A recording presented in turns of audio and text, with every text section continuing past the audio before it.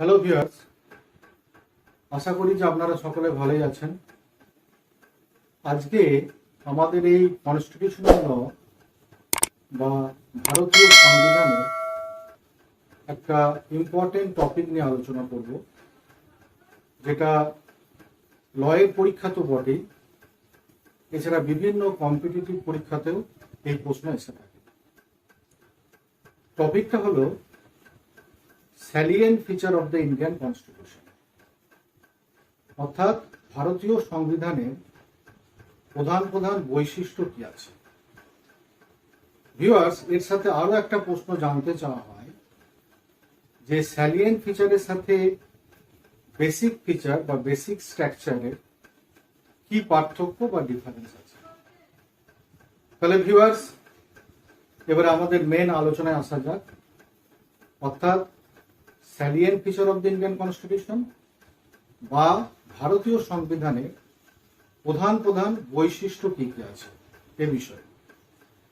Viewers, প্রথমে আপনাদেরকে জানাই যে ইন্ডিয়ান কনস্টিটিউশন বা ভারতীয় সংবিধানের স্যালিয়েন্ট ফিচার্সগুলি হলো, number 1, largest and detail constitution in the world, অর্থাৎ ভারতীয় সংবিধান হলো পৃথিবীর মধ্যে সব থেকে বৃহৎ এবং ডিটেলড আকারে আছে।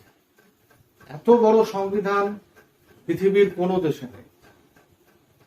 এবারে ভিউয়ার্স, যখন এই ভারতীয় সংবিধান এসেছিল, অর্থাৎ when the Indian Constitution was came into force, তখন এই ভারতীয় সংবিধানে 395 আর্টিকেল বা 395টা অনুচ্ছেদ ছিল। এটাকে 22টা পার্টে ভাগ করা হয়েছিল। তার সাথে ছিল 9টা শিডিউল বা 9টা তফসিল। কিন্তু ভিউয়ার্স, এটা 92nd অ্যামেন্ডমেন্ট অ্যাক্ট 2003-এর পরে এই আর্টিকেলের সংখ্যা বেড়ে দাঁড়িয়েছে 447, যেটাকে 26টা ভাগে ভাগ করা হয়েছে এবং 12টা শিডিউল বা 12টা তফসিল হয়েছে। এবার এখানে আরেকটা প্রশ্ন হচ্ছে যে ভারতীয় সংবিধান কেন লার্জেস্ট এবং ডিটেল কেন হলো, কেন পৃথিবীর মধ্যে এত বড় একটা সংবিধান হলো? কারণ ভারতীয় সংবিধানের মূল মূল বৈশিষ্ট্যগুলো পৃথিবীর বিভিন্ন দেশ থেকে বরোড করা হয়েছে বা ধার করা হয়েছে। এবারে প্রশ্ন হলো ভিউয়ার্স, ভারতীয় সংবিধানের কোন কোন বৈশিষ্ট্যগুলো পৃথিবীর বিভিন্ন দেশ থেকে নেওয়া হয়েছে। যেমন ধরুন, ফান্ডামেন্টাল ডিউটিস, এই জায়গাটি নেওয়া হয়েছে রাশিয়ান কনস্টিটিউশন থেকে।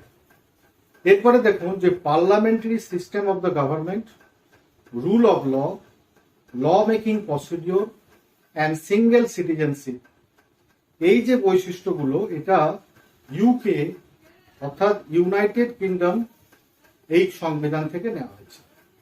এছাড়া fundamental rights, idea of the preamble, independence of the judiciary, judicial review and guideline for the removal of the judges of the Supreme Court and High Court, এই যে বৈশিষ্ট্যটা, এটা নেওয়া হয়েছে ইউএসএ অর্থাৎ আমেরিকার সংবিধান থেকে। এছাড়া ভিউয়ার্স, এমার্জেন্সি প্রভিশন নেওয়া হয়েছে জার্মানি থেকে।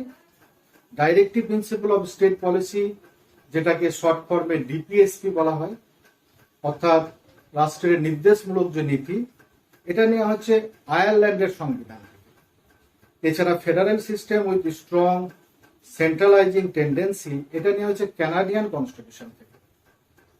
এছাড়া viewers, the idea of concurrent list, এটা নেওয়া হয়েছে অস্ট্রেলিয়ান সংবিধান থেকে। তাহলে এখান থেকে পরিষ্কার ভিউয়ার্স বুঝতে পারছেন যে ভারতীয় সংবিধানের যেহেতু প্রধান প্রধান বৈশিষ্ট্যগুলো বিভিন্ন দেশ থেকে নেওয়া হয়েছে, ধার করা হয়েছে, বরফ করা হয়েছে, এই জন্যই আমাদের সংবিধান এত ডিটেল এবং বিস্তারিত সংবিধান হয়েছে।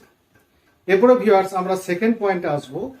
স্যালিয়েন্ট ফিচার্স বা ভারতীয় সংবিধানের প্রধান বৈশিষ্ট্যের 2 নম্বর পয়েন্ট হচ্ছে ডেমোক্রেটিক এমফ্যাসাইজ, অর্থাৎ আমাদের সংবিধানে গণতন্ত্র রয়েছে।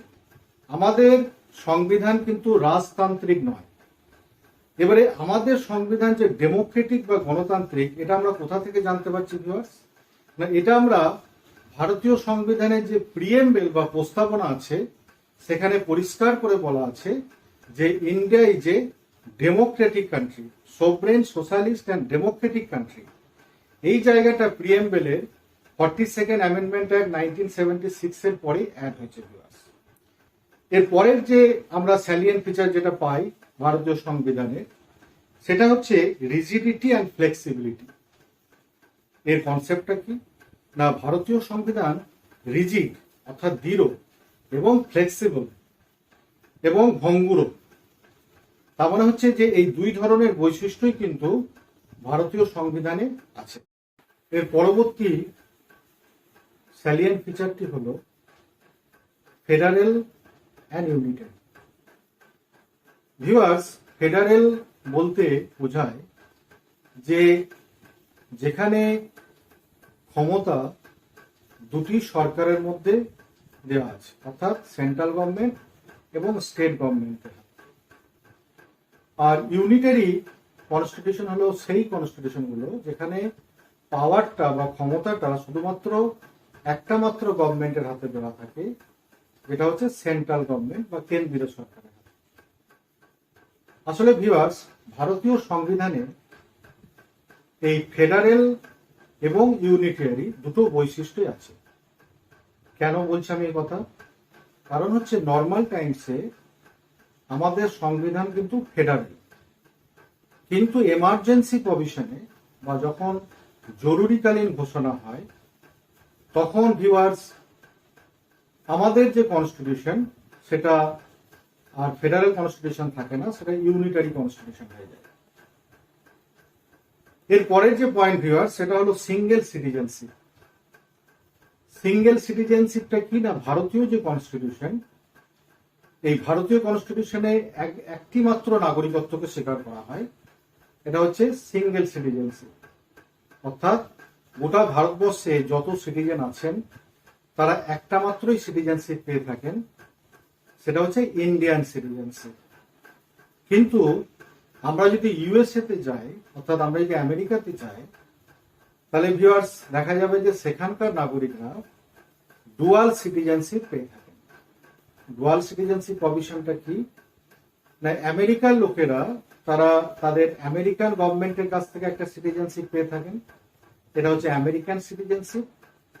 আর ওদের পার্টিকুলার স্টেটের যে সমস্ত নাগরিকরা আছেন তারাও একটা সিটিজেনশিপ স্টেটের কাছ থেকে পান, সেটা হচ্ছে স্টেট সিটিজেনশিপ।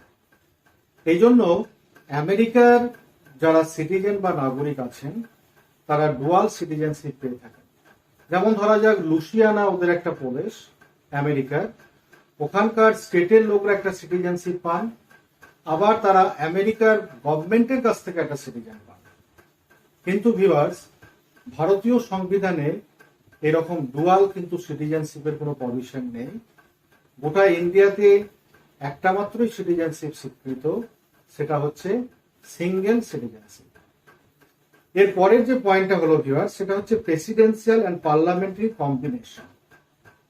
আমাদের ভারতবর্ষে বেসিক্যালি পার্লামেন্ট সিস্টেম আছে, কারণ আমি প্রথমেই বললাম যে India is a democratic country, এবং এই পার্লামেন্টের তিনটে আপনার বিষয়কে নিয়ে পার্লামেন্ট চলে। এরা হলো লোকসভা, রাজ্যসভা এবং প্রেসিডেন্ট। প্রেসিডেন্ট মানে হচ্ছে আমাদের রাষ্ট্রপতি। তার মানে আমাদের ইন্ডিয়ান কনস্টিটিউশনে যদি আমরা স্যালিয়েন্ট ফিচার্স দেখি, এটাও কিন্তু একটা প্রধান বৈশিষ্ট্যের মধ্যে পড়ে, যেখানে প্রেসিডেন্সিয়াল এবং পার্লামেন্টের একটা কম্বিনেশন আছে। এরপরে ভিউয়ার্স, নেক্সট যে স্যালিয়েন্ট ফিচার্সটা হচ্ছে সেটা হচ্ছে ইন্ডিপেন্ডেন্ট অফ জুডিশিয়ারি। অর্থাৎ তিনটে গভর্নমেন্টের তিনটে ইম্পর্টেন্ট অর্গান বা ব্রাঞ্চ আছে। একটা হচ্ছে legislature, thereafter your executive, and 3 নম্বর হচ্ছে জুডিশিয়াল। লেজিসলেচার যারা আইন তৈরি করে থাকে, এক্সিকিউটিভ হচ্ছে আইনটাকে প্রণয়ন করে, আর জুডিশিয়ারি আইনটাকে এক্সিকিউট করে বা জুডিশিয়ারি আইনটাকে ইন্টারপ্রেট করে। তাহলে এই ইন্ডিপেন্ডেন্ট অফ দ্য জুডিশিয়ারি এরা কিন্তু এই যে গভর্নমেন্টের তিনটে ইম্পর্টেন্ট যে ব্রাঞ্চ আছে, এই অন্য দুটো ব্রাঞ্চ থেকে এরা সেপারেশন চাইছে, অর্থাৎ তারা নিজেদের মতো ইন্ডিপেন্ডেন্টলি কাজ করতে চাইছে। এই কনসেপ্টটাই হচ্ছে independent of the judiciary. thereafter viewers, next যে পয়েন্ট হচ্ছে আনকোয়ালিফাইড মেজর সাফ্রেজ। এর মানেটা হচ্ছে ভোটিং রাইটস। আপনারা সকলেই জানেন যে ভারতীয় সংবিধানে প্রত্যেকটা নাগরিকের ভোটিং রাইটস দেওয়া আছে, এবং প্রিভিয়াসলি এটা ছিল যে তারা এই ভোটিং রাইটের জন্য 21 বছর লাগতো। এটাকে 21st অ্যামেন্ডমেন্টের পরে চেঞ্জ করে দেওয়া হয়েছে, এই ভোটিং রাইটটাকে 21 থেকে 18 বছর করা হয়েছে। অর্থাৎ কোনো একটা ইন্ডিয়ান নাগরিক, তিনি পুরুষ হন বা মহিলা হন, 18 বছর হলেই তিনি কিন্তু ভোটদানের একটা অধিকার বা রাইট পেয়ে যাবে। এটাই হচ্ছে ভিউয়ার্স আনকোয়ালিফাইড মেজর সাফ্রেজের কনসেপ্ট। thereafter fundamental rights. আমরা যদি ভারতীয় কনস্টিটিউশনের পার্ট 3 যাই, তাহলে সেখানে সিটিজেনদের জন্য 6 ফান্ডামেন্টাল রাইটস এর কথা বলা হয়েছে। এরপর হচ্ছে ভিউয়ার্স ফান্ডামেন্টাল ডিউটিস। আমরা যদি ভারতীয় সংবিধানের লাস্টের দিকে যাই, 51 এই জায়গাটাতে যদি আমরা যাই, এখানে ভারতীয় নাগরিকদের বেশ কিছু ফান্ডামেন্টাল ডিউটিস বা মৌলিক কর্তব্য কিন্তু কনস্টিটিউশন সিকিউর করেছে। প্রিভিয়াসলি এটা 10টা ছিল, এখন এটা 2002 এর পরে এটা 11টা ফান্ডামেন্টাল ডিউটিস হয়েছে। এরপরে ভিউয়ার্স নেক্সট স্যালিয়েন্ট ফিচার বা কনস্টিটিউশনের মৌলিক বৈশিষ্ট্যের মধ্যে পড়ছে directive principle of state policy. এটা হচ্ছে গভর্নমেন্টের নির্দেশমূলক নীতি, যেটা সংবিধানের 36 থেকে 51 এই অনুচ্ছেদে বলা আছে। অর্থাৎ প্রত্যেকটা স্টেটকে কিছু ডাইরেকশন দেওয়া আছে যে তারা যখন মনে করবে তখন সেই মতো ল তারা তৈরি করতে পারবে। কেন ডিপিএসপি কে আনা হয়েছে পার্ট 4 অফ দ্য ইন্ডিয়ান কনস্টিটিউশনে? কারণ হচ্ছে ফান্ডামেন্টাল রাইটস চ্যাপ্টারের মধ্যে সমস্ত বিষয় কভার আপ করা যায়নি। 2 নম্বর হচ্ছে লটা যেহেতু living, law is not silent, law is always living and changing, এবং চেঞ্জিং সার্কামস্টান্সে লেজিসলেচারদের কিন্তু আইন তৈরি করতে হয়। সেই জন্য এই নির্দেশমূলক নীতি বা ডাইরেক্টিভ প্রিন্সিপাল অফ স্টেট পলিসির প্রভিশন কনস্টিটিউশনাল মেকাররা এনেছেন। এবারে ভিউয়ার্স আমরা এই ম্যাটারটাকে একটা দুটো কেসের মাধ্যমে এন্ড করব। দেখুন, S R Bommai versus Union of ইন্ডিয়ার একটা কেস হয়েছিল 1994 সালে। এই কেসে বলা হয়েছিল যে federalism is the basic structure of the Indian constitution. thereafter Kesavananda Bharati versus State of কেরালার একটা কেস হয়েছিল 1973 সালে।